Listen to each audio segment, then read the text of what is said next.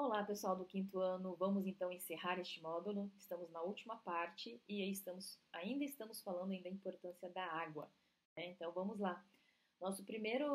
Nessa parte final, o tópico que a gente trabalhou foi a questão do uso da água na geração de energia elétrica. E aí nós temos essa imagem justamente, né, que é a imagem de uma usina hidrelétrica, tá? Então, como que é o funcionamento dela? Nós temos que ter uma barragem, né, ou seja, para fazer reservar esta água em grande volume. Essa água ela vai passar por vertedouros, tá? Esses vertedouros vão fazer com que essa força dessa água faça girar as turbinas. E aí, girando as turbinas, a gente consegue gerar, então, energia elétrica para que elas possam ser distribuídas pelas linhas, né, de transmissão. Esse tipo de torre a gente vê principalmente quando a gente está viajando, né, pelo interior do estado, porque aí quando ela se aproxima da cidade, essas linhas de transmissões são substituídas por postes que a gente conhece aí nas ruas, né? Então, no caso do uso da água na geração de energia elétrica, nós temos que levar em consideração que o funcionamento dessas usinas depende então de rios e precisam então de um reservatório, certo? E conforme então a água vai sendo liberada por estes aqui, ó, por essa barragem, a força da queda, esse volume de água, acaba então movendo as turbinas e gerando eletricidade. Aqui no Brasil, a grande parte da energia que é produzida, ela vem justamente vem das usinas hidrelétricas. Então, a energia utilizada nas indústrias, na agricultura e no consumo doméstico vem dessas usinas, tá? Outra usina que a gente comentou são as usinas termoelétricas ou termoelétricas, que é o que aparece aqui nessa imagem. Então, ela vem de uma fonte de calor, a gente precisa aquecer essa água, certo? Gerando vapor, esse vapor então gira a turbina, e aí essa turbina aí ela vai fazer com que a gente tenha a produção de energia, tá?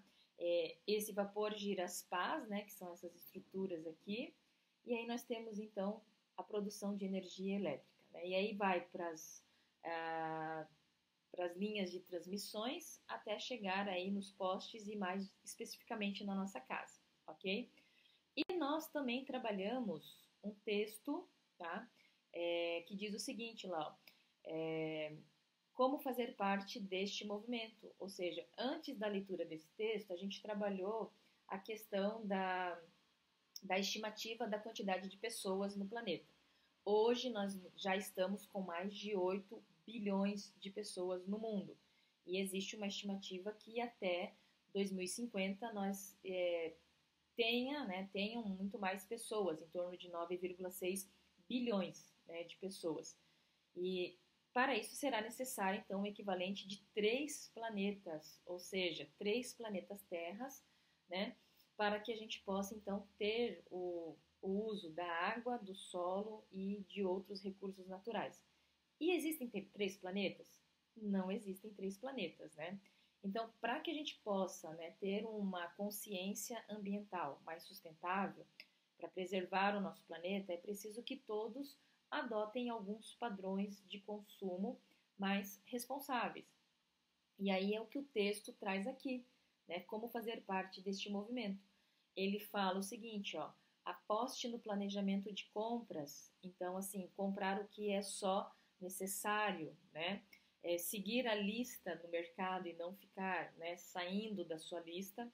Outra parte aqui, ó, entenda que desejo não é necessidade. Então a gente tem que se perguntar às vezes, isso é necessário ou não é necessário? Porque se não for necessário, se não for urgente, pode ficar para uma próxima oportunidade, né? Um outro tópico apontado no texto.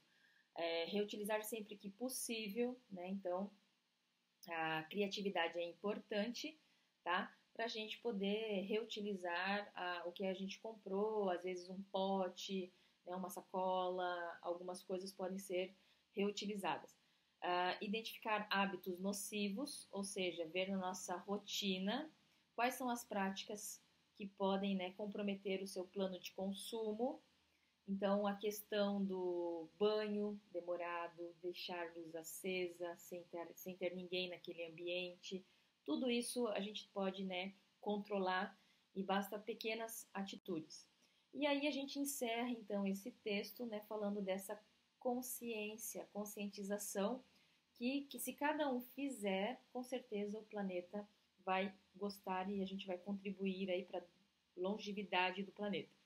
E aí a gente encerrou falando sobre o consumo responsável, que na verdade significa consumir de forma consciente, levando em conta os impactos ambientais, os impactos sociais, os impactos culturais e os impactos econômicos destes produtos e dos recursos que são usados aí no nosso cotidiano, ok?